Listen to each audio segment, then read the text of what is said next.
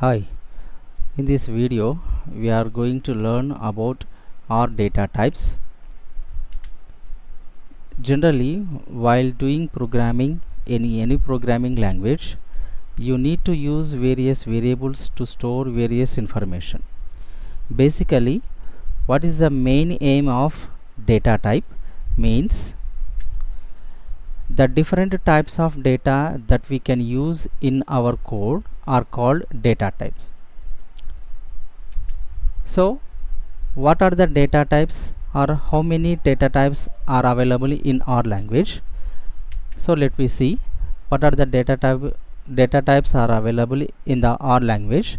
The first one is numeric, integer, complex, logical, character, and raw data types. So these are the 6 types of data types are available in our language.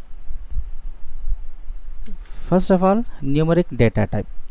So what is numeric data type and why we use the numeric data type in our language?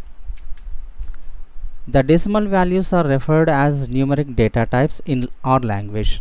That means there is only number type of data types. That means numeric data type represents all real numbers with or without decimal values. So that means any number you can take, okay, that doesn't have any type of decimal points. That is known as numeric data type, and it is the default data type for R numbers in R. The second data type is integer data type. So the integer data type, which are the set of all integers, and you can invoke the integer data type in our language by using the function as .integer function, and we can use the notation L as suffix to denote that particular a value is of integer data type. And third one is complex data type. The complex data type is store the numbers with an imaginary component. We can use the suffix I to specify the imaginary part in the complex data type. So next one is logical data type. So logical data type is a value is mostly created when comparison between variables are done. The logical data type in R is also known as Boolean data type. It can only have two values, that is true and false. Next data type is character data type. So what is the meaning of character data type? The character data type is an object can be used for representing string values in R. So and it stores either character or string values in the data type. That means it contains a character data type as well as string group of character data types. And the easiest way to denote that a value is of character data type in our language,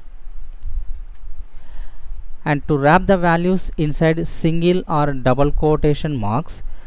Okay, when we use the single quotation marks for a character or a group of characters, that is called single character, and when we use the double quotation marks for the character or group of characters, that is called a string. And last one is raw data type. The raw data type specifies values as a raw bytes, and we can use the following methods to convert character data types to a raw data type and a raw data type to a character data type, and by using some functions. The first one is character to raw function converts character data to raw data, and second one raw to character function converts raw data to character data.